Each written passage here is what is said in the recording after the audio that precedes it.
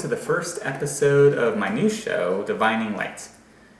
The other show I do is a weekly tarot reading on the energies coming at us from the week ahead. With this show, however, it's going to be a little bit different. I wanted to do a slightly more casual conversation about new agey topics and that kind of thing. I'm planning on posting every Wednesday, so you'll be getting 2 shows a week from me. The weekly readings posted on Sunday and Monday like normal. This show is going to be in the middle of the week, and hopefully we'll be able to break things up a bit. I thought it'd be really fun to have a show that has an open topic. We can go over just about anything on this show, but today I wanted to talk about the similarities between certain tarot cards and how they can sometimes cause confusion to people who are getting their cards read. The first thing you have to understand about tarot is that there's a lot of flexibility in the cards and their meanings. The cards not only have their own meanings, but their locations on the spread affect how the meaning is interpreted. You're also going to have to keep in mind the context of the question and how it relates to the reading as a whole. In my weekly readings, we really are just looking at the energies coming at us from the week ahead. But in my private readings, where I read for individuals, there's typically a question pertaining to specific situations my clients need to deal with. A good example of this confusion kind of came up a couple of months ago when I did a love reading for somebody.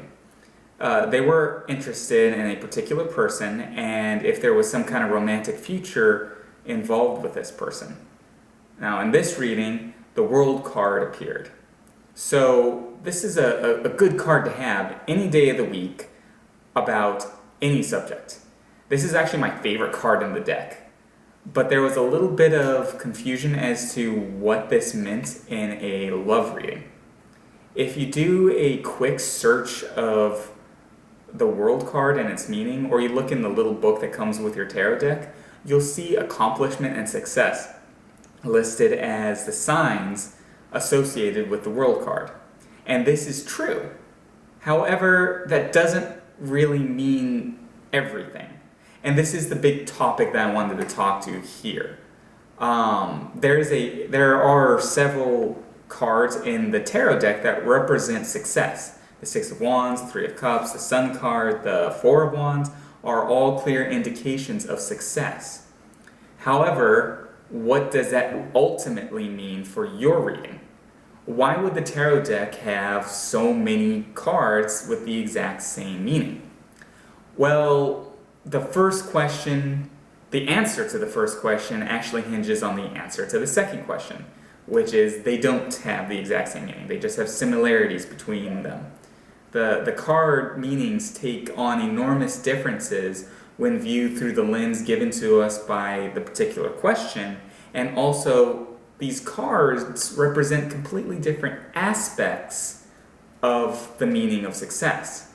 If you're just doing a quick read over what these cards mean, you'll miss some of the very important details that come out in a tarot read. Let's go back to our original example and take a look at what the World card means. She represents success. However, what kind of success? I don't want to just dive into the astrology symbols too deeply, but it is important to note that she is represented by Saturn. This means her representing force is a spiritual and physical balance. The spiritual and materialistic worlds or energies are in line with each other. Essentially, things are how they ultimately should be, lining up. Now, compare that to the 6 of Wands, with Jupiter and Leo being the major astrological signs behind those cards. We're looking at a social success in that perspective. You got a promotion, your bowling league is winning the world championship, or the book you just wrote got 1 billion great reviews on Amazon. So look at the differences there.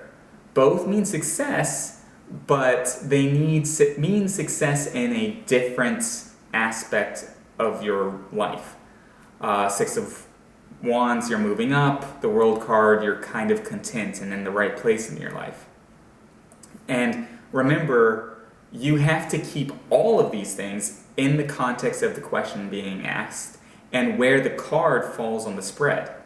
The World card appearing where it did in a love reading made me feel as though my client's love life would ultimately be okay. She'll be happy with it.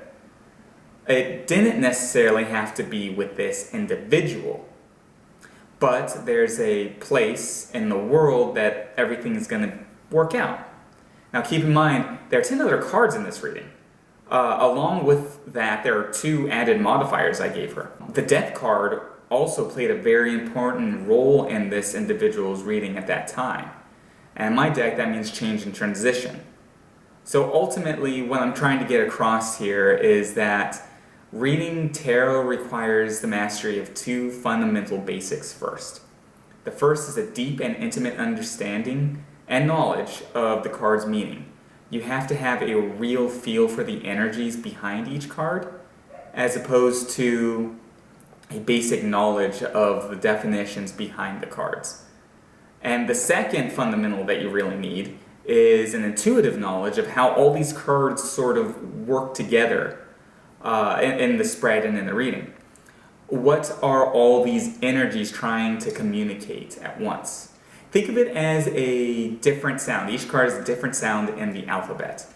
You can only hear a sentence when you put them all together. Well, that's it for Divining Light, at least this episode. I really hope that you enjoyed this and that you found it interesting and educational.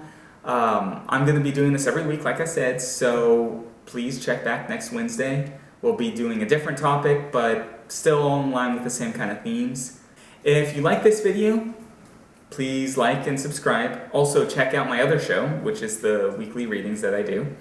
You can follow me on Twitter, Instagram, Facebook, Google+, all of the things. And I am probably going to be adding to that list pretty soon. So just, if I'm not on your current social network, I will be soon, maybe. Also, check out my website, Inner Light Tarot. If you have any questions that you'd like answered through tarot, you'll be able to schedule an appointment with me there.